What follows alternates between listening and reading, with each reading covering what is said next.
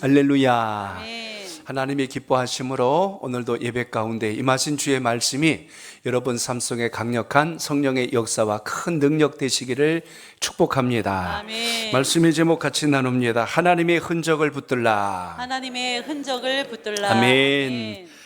오늘도 주님 주신 말씀 속에서 주신 영적 지혜가 우리 삶을 바꾸는 하늘의 큰 능력 되시길 축복합니다. 아멘. 주 예배 자리에 여러분을 인도하신 하나님께서 오늘 주의 말씀을 듣게 하실 때 그것이 나를 향한 성령의 음성이 무엇인가를 잘 깨달아서 더 갑절의 능력이 여러분과 함께 하시길 축복합니다. 아멘.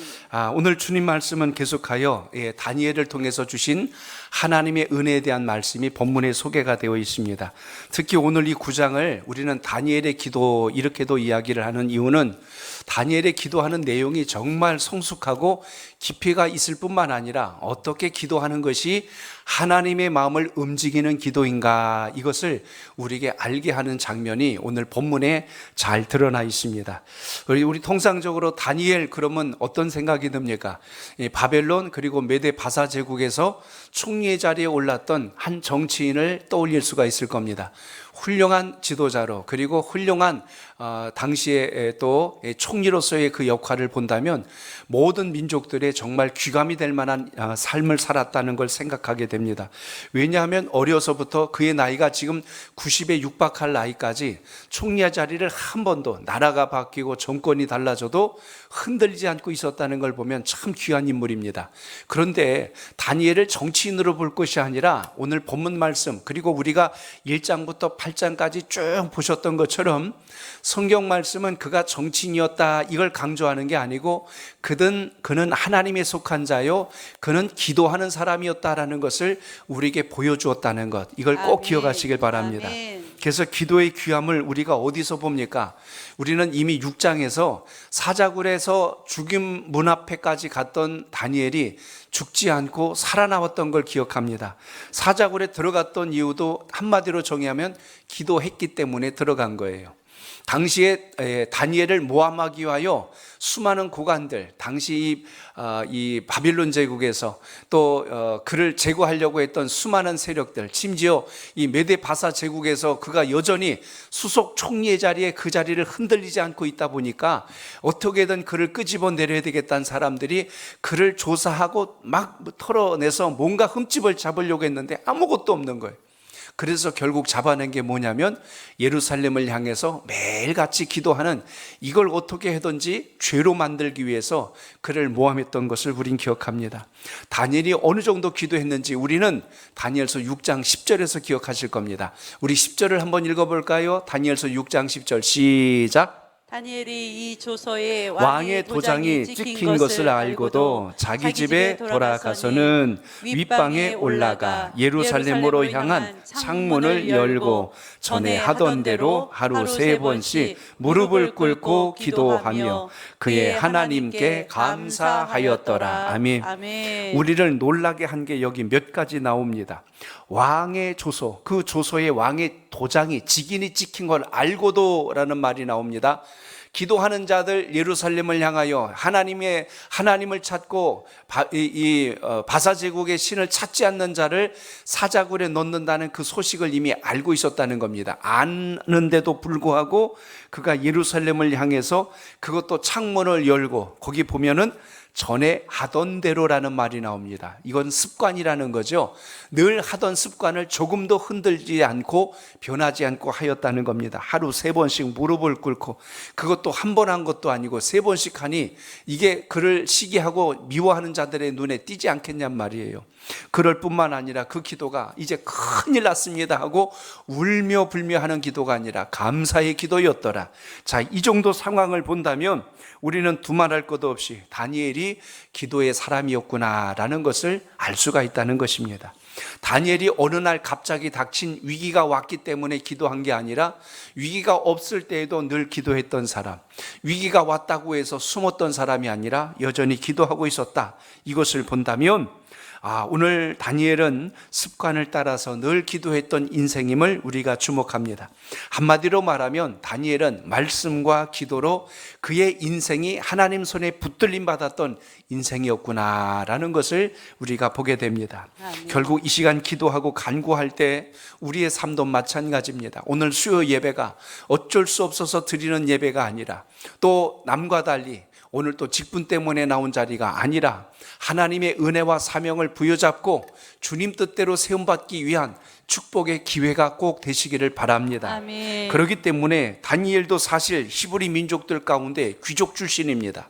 그가 총명하고 지혜로움을 알고 그가 바벨론 땅에 포로로 끌려왔을 때 따로 구별되어서 환관이 되어 그 바벨론의 학문과 지식을 다 배울 수 있도록 모든 것을 가르쳤습니다. 그러나 조금 더 그 문화와 그 학문을 배울지라도 다니엘의 마음의 중심은 철저하게 하나님 중심으로 세워져 있었기에 하나님은 다니엘을 그 이방 땅에서도 존귀한 자로 세워주셨다는 것을 잊지 않길 바랍니다. 아멘. 그러니까 믿음의 사람이 하나님의 이름을 부끄러워하지 않고 주의 영광을 드러내는 일을 기뻐한다면 하나님께서 그 인생을 어찌 이 땅에서 부끄럽게 만들 것이며 내치시겠냔 말이에요. 그러니 우리가 신앙생활을 할 때라도 주님을 여러분 인생의 최우선순위에 놓고 가장 존귀와 영광의 관을 쓸 수 있는 믿음의 지혜가 있기를 축복합니다. 아멘. 그래서 오늘 다니엘을 보면 여러분 어려서부터 기도 훈련이 잘 된 인생이란 사실을 우리가 그의 평생의 삶을 통해서 발견할 수 있다는 것을 주목하게 됩니다. 아멘. 어려서는 우리가 부모를 통해서 기도를 받고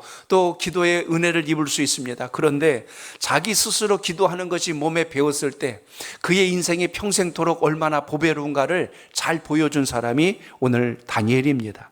오늘 본문 1절과 2절을 보면 다니엘이 어떤 인생인가를 한 번 더 발견하게 됩니다. 자, 오늘 2절을 좀 읽어보겠습니다. 2절입니다. 시작. 곧 그 통치 원년에 나 다니엘이 책을 통해 여호와께서 말씀으로 선지자 예레미야에게 알려주신 그 연수를 깨달았나니 곧 예루살렘의 황폐함이 70년 만에 그치리라 하신 것이니라. 아멘. 자, 여러분 오늘 다니엘의 지금 나이가 거의 90이 다 됐을 나이입니다. 지금으로 그냥 보더라도 80 넘은 나이예요. 그런데 그가 지금 여기 성경을 봤다고 했는데 선지자 예레미야가 알려주신 그 연수를 깨달았단 말은 여기 지금 소개한 책이 예레미야서를 읽었다는 거예요.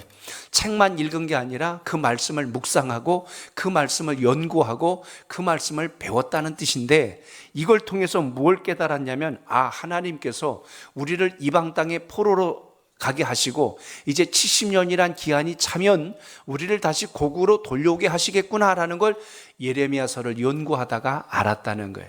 당시에 보라면 묵상과 연구지만 지금으로 말하면 성경 공부하다가 주님의 뜻을 발견했다는 것입니다. 여러분 놀랍지 않아요? 지금 다니엘이 나이가 많아서 이제 할 일이 없어서 시간 남아가지고 성경책 뒤적뒤적거리다가 본 게 아니고 아직도 지금 나라 일을 보고 있는 수석 총리입니다. 수석 총리 되면 나라의 수많은 어떤 국정의 일들을 처리해야 될 일들이 한두 가지가 아니에요. 이 많은 것을 처리하기도 바쁜 시간에 다니엘이 지금 예레미야서를 읽고 묵상하고 성경을 연구하다가 하나님의 뜻을 발견했다는 겁니다. 여기서 여러분 지혜를 얻으셔야 돼요. 그렇구나. 우리가 평생도록 주님의 말씀을 가까이 하는 것이 왜 중요한가를 이 대목에서 기억하시길 바랍니다. 그러니까 우리가 기도 생활을 하건 예배를 드리건 성경 공부를 하건 교제를 하건 이게 여러분 시간 남아서 하는 게 아니고 바쁜 시간들을 쪼개어서 하나님 주신 은혜를 알고자 하는 믿음의 열정이 있을 때 이게 가능하다는 사실입니다.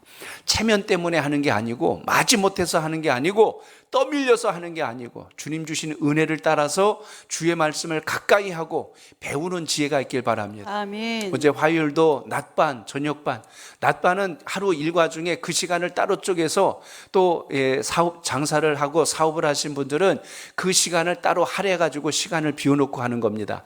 또 저녁반 분들은 직장 생활을 다 하고 저녁에 퇴근해가지고 식사도 제대로 못하고 교회 오셔가지고 지금 같이 또 주의 말씀을 배우는 그 시간을 갖는다는 게 사실 쉬운 일이 아니거든요. 그런데 그렇게 사모하는 마음을 가지고 배웠던 말씀들이 그 인생을 바꾸는 역사를 고백할 때 저는 목회자로서 하나님께 얼마나 감사한지 모릅니다.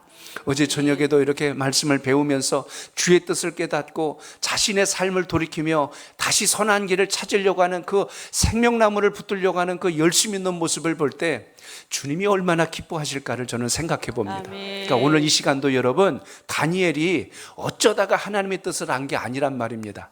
예레미야서를 읽다가 하나님께서 예레미야에게 주신 지혜를 발견한 거예요. 하나님께서 70년이란 기한을 채우신 후에 고국으로 우리를 돌려보내려고 하시는구나 라는 걸 알았다는 겁니다.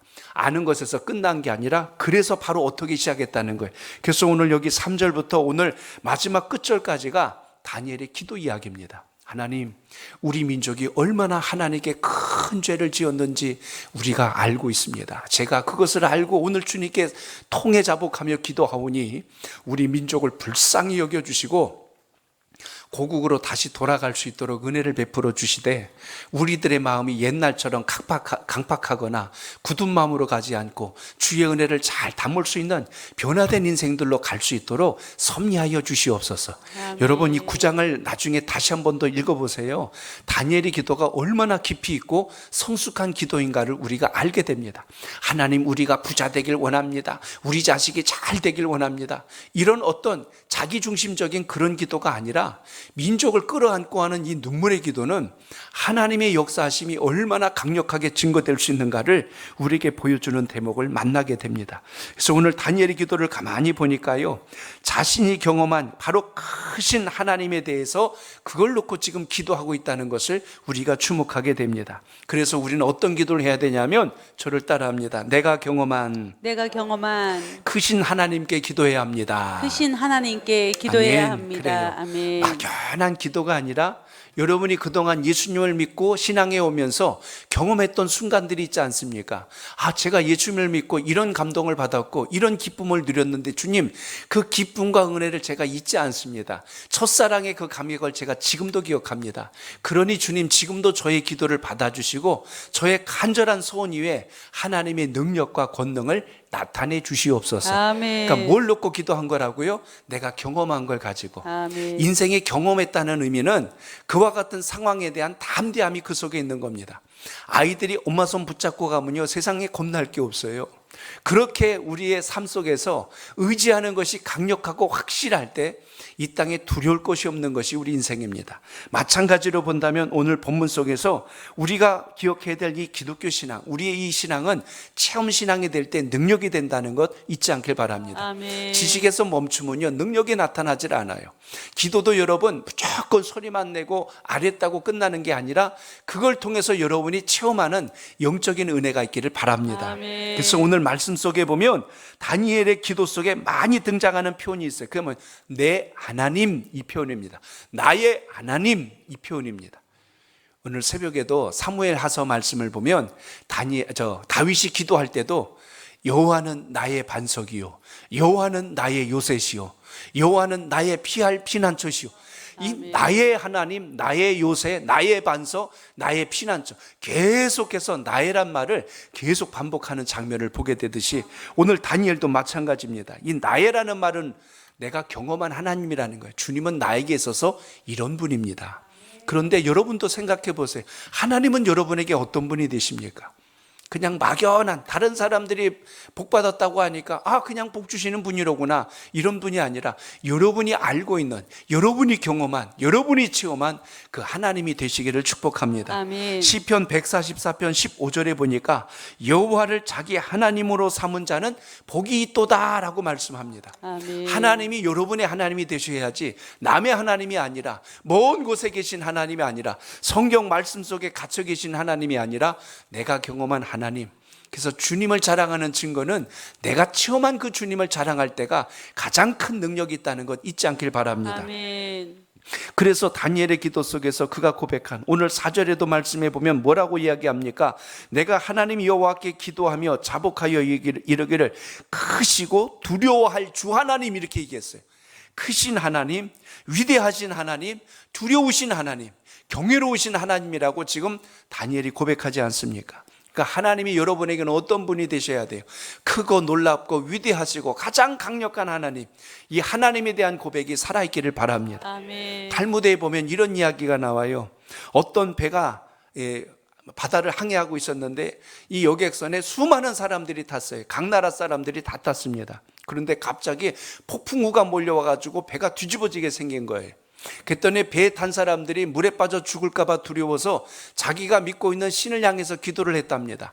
바벨론 땅에서 온 사람들은 바벨론 땅에 있는 신을 놓고 기도했대요. 오 신이시여, 우리를 살려주소서, 우리의 물에 빠져 죽지 않게 하소서, 풍랑을 잠잠케 하소서 하고 막 기도를 했습니다.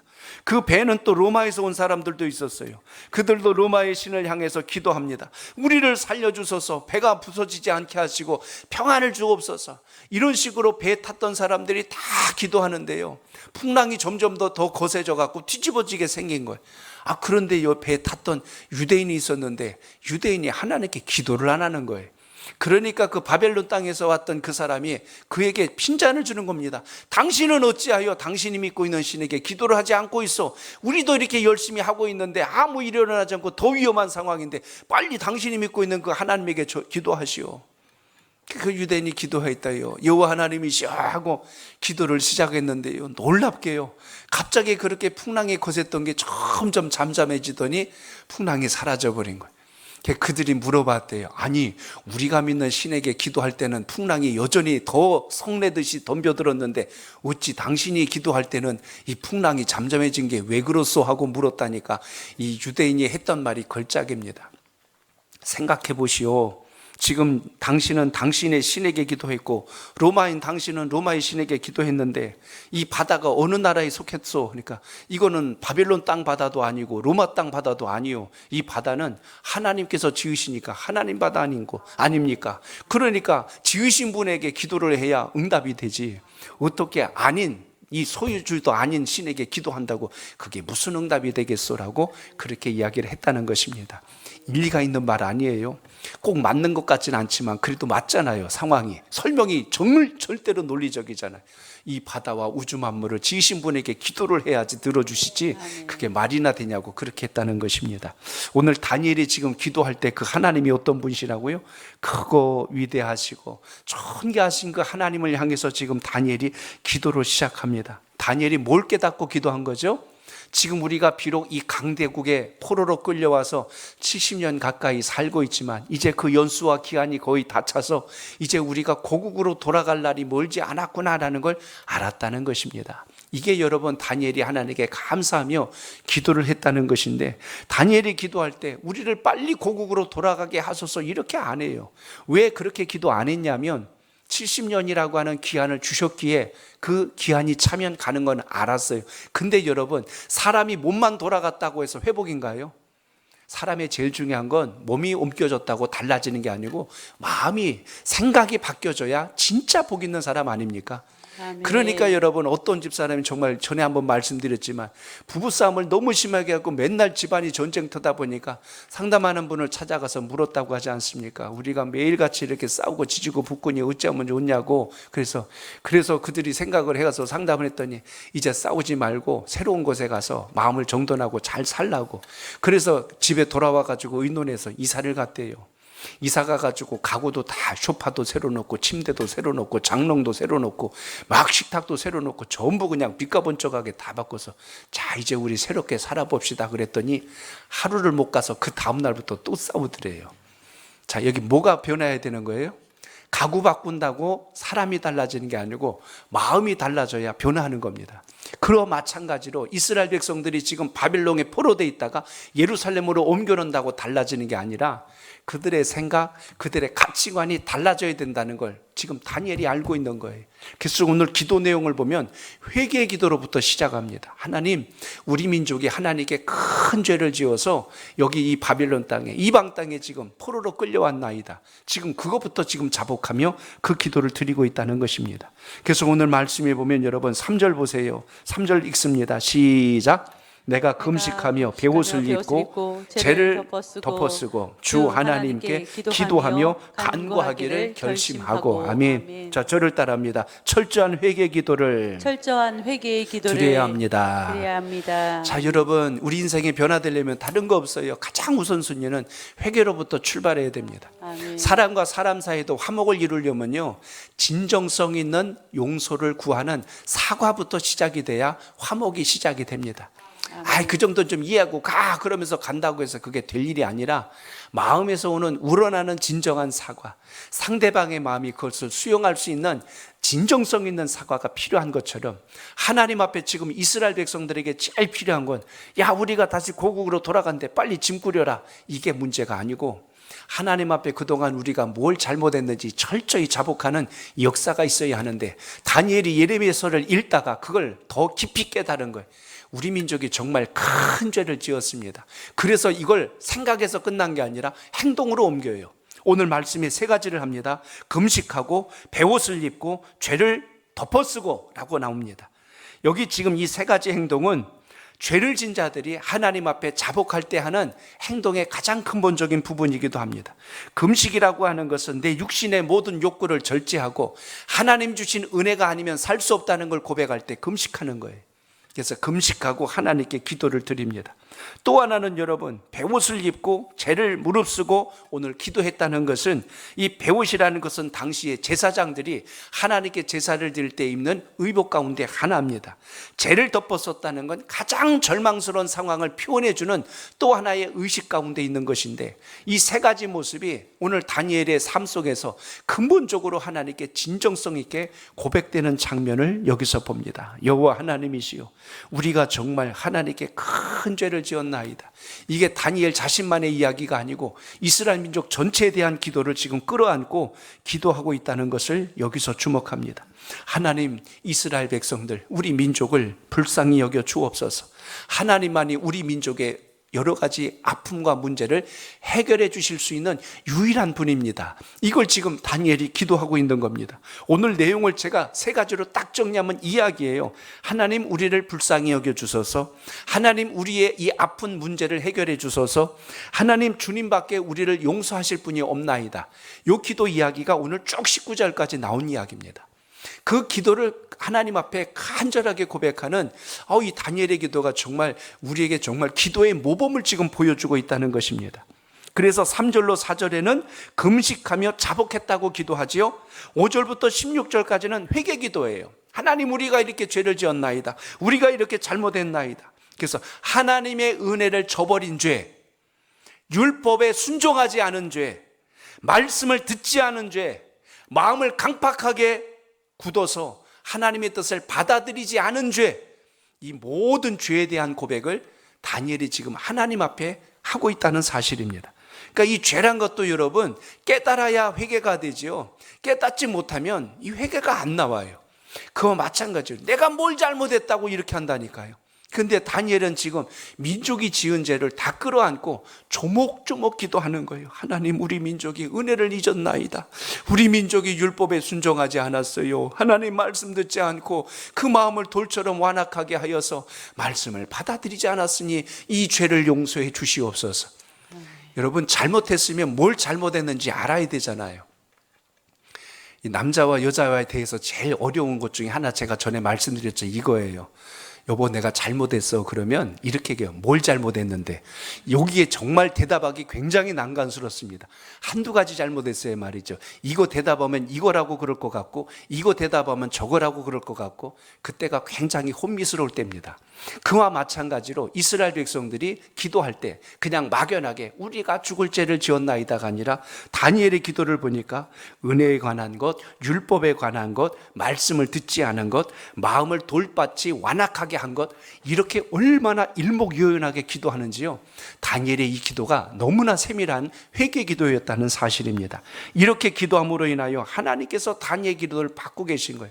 물론 여러분, 하나님은 계획대로 70년이 되면 그들을 고국으로 옮기실 거예요. 그런데 다니엘의 이 기도는 민족에 대한 정체성을 확고하게 세울 수 있는 너무나 중요한 기도였기에 이 9장은 정말 연구할 가치가 있는 것이고 기도의 모범이 될 만한 어떤 우리가 표본으로 삼아야 될 기도의 한 부분이라는 것을 봅니다. 여러분 오늘 20절 보세요. 거기 이런 말씀이 나옵니다. 20절 시작.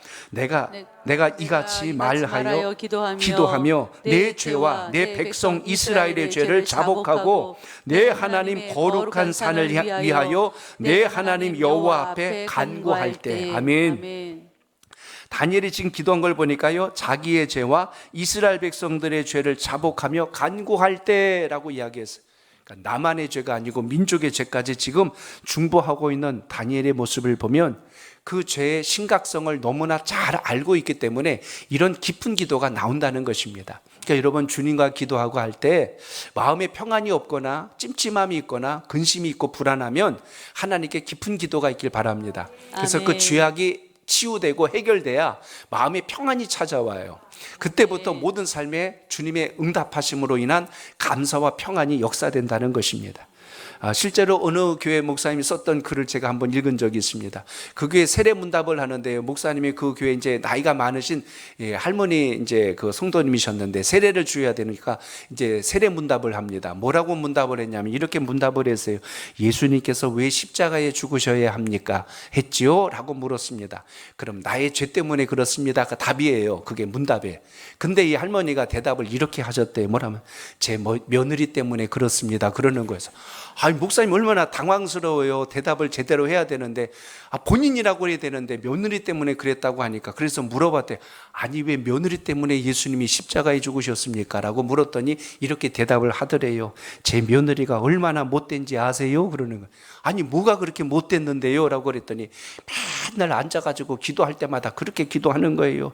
나의 죄 때문에 예수님이 십자가에 돌아가셨습니다. 나의 죄 때문에 예수님이 십자가에 돌아가셨습니다. 그러니까 예수님이 십자가에 돌아가신 이유는 내 며느리 때문에 그렇습니다. 하고 이렇게 이야기하는 거예요. 그러니까 무엇 때문인지를 잘 모르면 우리는 자꾸만 남 탓을 할 때가 많습니다. 다니엘은 민족의 죄까지 끌어안아서 이것이 나의 죄요 민족의 죄입니다. 지금 이렇게 기도하고 있다는 것입니다. 아멘. 자기를 돌아보고 무엇을 위하여 기도해야 할지를 아는 사람. 그러니까 믿음 있는 사람들은 벌써 이렇게 기도의 중심을 잘 주님 앞에 세워야 한다는 것을 오늘도 기억하시길 바랍니다. 아멘. 그래서 사도행전 2장 38절에 보세요. 거기 이런 말씀이 나옵니다. 사도행전 2장 제가 읽겠습니다. 38절에 보면 너희가 회개하여 각각 예수 그리스도의 이름으로 세례를 받고 죄 사함을 얻으라 라는 말씀이 나와요. 아멘. 그 다음에 나온 말씀이 그리하면 성령을 선물로 받으리라. 아멘. 성령 충만 주옵소서 아무리 외친다고 성령 충만이 아니라 먼저 세례를 받고 죄삼이란 건 자복하고 회개하는 영이 들어왔을 때 성령의 역사가 시작된다는 것을 우리가 보게 됩니다. 아멘. 오늘 말씀을 통해서 주님 나의 허물과 죄를 사하시고 주님의 은혜와 평강이 제 속에 임하게 하옵소서. 아멘. 이 고백이 있길 바랍니다. 아멘. 다윗이 하나님 손에 끝까지 붙들려 쓰임받은 이유 두말할 것도 없어요. 사울 왕하고 다윗 왕하고 가장 큰 차이가 여기에 있었다는 겁니다. 사울은 회개할 줄 몰랐고 다윗은 회개할 줄 알았어요. 죄로 치자면 다윗이 더 큰 죄 졌어요. 근데 사울은 끝까지 사무엘 앞에서 자기를 돌이키지 않았고 다윗은 우리아의 아내 밧세바를 범한 사건으로 인하여 하나님 앞에 회개 기도를 하는데요. 시편과 그리고 또 성경 말씀에 보면 자기 침상이 젖도록 통곡하며 눈물로 기도했대요. 그러니까 얼마나 자기 죄를 철저히 자복하고 회개했는가를 성경 말씀에서 보게 됩니다. 눈물로 밤을 지새우며 내 침상을 적셨다. 여러분 얼마나 간절한 참회 기도였을까를 한번 생각해 보십시오. 그러므로 오늘도 우리가 이제 다니엘의 기도를 통해서 한 가지 더 배워야 할 점이 있다면 하나님 은혜를 간절히 구하는 은혜가 있길 축복합니다. 아멘. 여러분 17절 읽어볼까요? 17절 시작. 그러한지 우리 하나님이여 지금 주의 종의 기도와 간구를 들으시고 주를 위하여 주의 얼굴빛을 주의 황폐한 성소에 비추시옵소서. 아멘. 은혜를 누가 받느냐면 사모하는 자가 받아요. 아멘. 간절히 구하는 자가 받아요. 아멘. 예배 때 은혜 받는 분들의 공통점이 누군지 아십니까? 예배를 기다리고 말씀을 기다리고 사모하는 분들은 틀림없어요.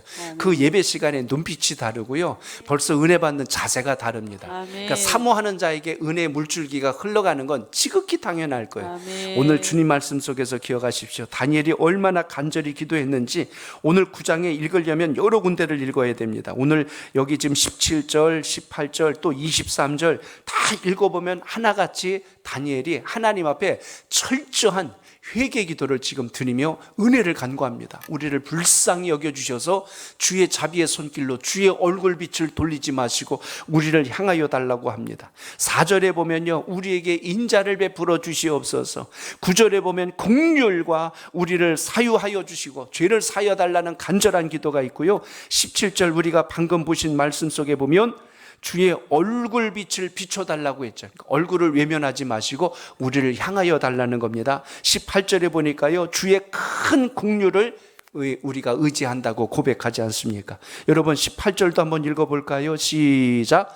나의 하나님이여, 귀를 기울여 들으시며 눈을 떠서 우리의 황폐한 상황과 주의 이름으로 일컫는 성을 보옵소서. 우리가 주 앞에 간구하옵는 것은 우리의 공의를 의지하여 하는 것이 아니요 주의 큰 긍휼을 의지하여 함이니이다. 아멘. 이 대목이 굉장히 중요한 고백을 지금 한 겁니다. 우리의 의를 의지한 게 아니고 주님의 큰 긍휼을 의지했다는 것은 내가 이렇게 기도했으니 응답해 주세요가 아니라 우리가 기도할 때에 하나님의 자비로우심이 우리 가운데 임하기를 원합니다, 이거예요. 그러니까 불쌍히 여겨주시는 분이 주님이시지 내 형편과 내가 지금 이렇게 행동하니까 주셔야 됩니다, 이게 아니라는 겁니다. 여기서 기도의 중요한 대목을 보셔야 돼요. 우리는 기도하고 응답은 하나님이 하신다는 게 이겁니다. 그러니까 우리가 기도해놓고 응답은 당연히 주는 것처럼 요구해버리면 안 되고, 그때 오늘 여기 고백처럼 우리가 주님의 큰 긍휼을 의지한다는 것은 하나님께서 우리에게 자비를 베푸시고 응답해 주시고 회복해 주시는 역사를 주님 편에서 우리에게 내려주셔야 된다는 것을 다니엘이 지금 그걸 고백하는 겁니다. 이거 놓치게 되면 기도해놓고 우리가 서운해진다니까요. 하나님, 제가 얼마나 금식기도 오래 한 줄 아세요? 제가 얼마나 작정기도 한 줄 아세요? 이건 마치 여러분 기도해놓고 나중에 은혜 다 쏟는 말과 똑같습니다. 그러니까 우리는 기도에 최선을 다하여서 정말 치열하게 기도하셔야 됩니다. 하나님 역사여 주옵소서 사모하는 마음으로 하시고, 그때 긍휼의 손을 내밀어 주신 분이 주님이시지 우리가 아니라는 거예요. 주님 손을 억지로 끌어당기고 주님의 얼굴을 확 돌려가지고 나 좀 봐달라니까요, 이게 아니라니까요.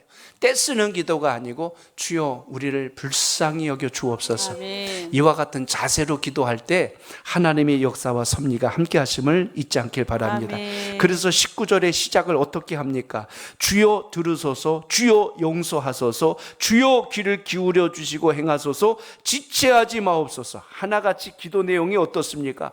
자비를 베풀어 주소서, 용서해 주소서, 더디 오지 마소서 하고 끝까지 사모하는 그 마음을 포기하지 않는 다니엘의 이 간절한 모습을 보십시오.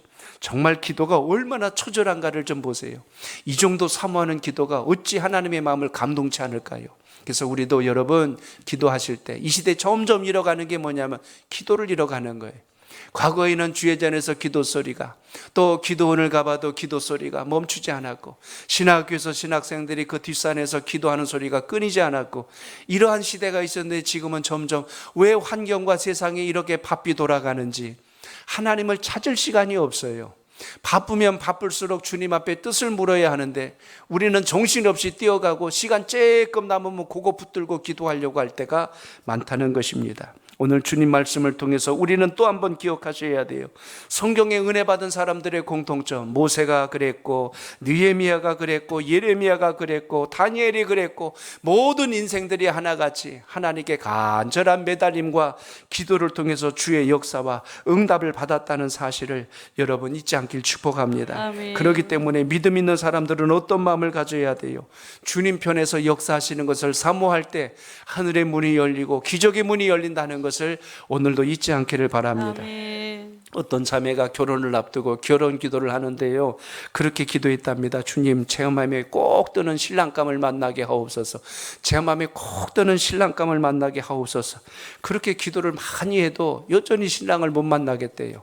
답답해가지고 목사님을 찾아가서 제가 이렇게 열심히 기도하는데 하나님이 좋은 신랑감을 못 만나게 하네요. 어떻게 하면 좋을까요?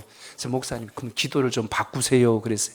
그러니까 어떻게 바꿀까요? 그랬더니 그렇게 기도하지 말고 주님 마음에 꼭 드는 사람을 만나게 해주세요. 주님 마음에 꼭 드는 사람을 저에게 만나게 해주세요. 이렇게 기도를 바꿔보라고 그렇게 이야기해서 자매가 그때부터 기도하여 하나님께서 주시는 그 감동을 사모하였더니 조급해지지 않고 그때를 기다렸다고 합니다. 무슨 이야기냐면 내 중심적인 기도가 아니라 하나님 중심적인 기도를 갖고 따라가면 하나님께서 반드시 섭리한다는 것을 기억하시길 바랍니다. 아멘. 초대교회 성도들은 수많은 핍박을 받으면서도 믿음을 잃지 않았던 은혜는 하나님께서 자신들을 끝까지 지키시고 보호해 주시고 하나님의 영광 가운데 세움 주신다는 걸 신뢰했기에 그 어려움을 이겨냈습니다. 초대교회 성도들이 했던 기도문들이 있는데 그 중에 제가 한 기도문을 보았어요. 그걸 지금 제가 발췌해서 좀 읽어드리려고 합니다. 이런 기도문을 가지고 그들이 기도했는데 그 중에 하나입니다. 한번 들어보십시오. 날이 저물 때에 우리와 함께 하소서. 인생의 황혼기에 접어들 때에도 세상의 종말이 다가올 때에도 우리와 함께 하소서. 고통과 두려움으로 잠 못 이루는 밤, 쓰디쓴 죽음의 밤이 우리를 덮칠 때에도 우리와 함께 하옵소서. 이 기도를 그들이 위기 때마다 힘들 때마다 고백을 했다는 것입니다. 어떤 상황이 올지라도 주님 우리와 함께 하옵소서. 이 힘을 가지고 고난을 이겨냈습니다.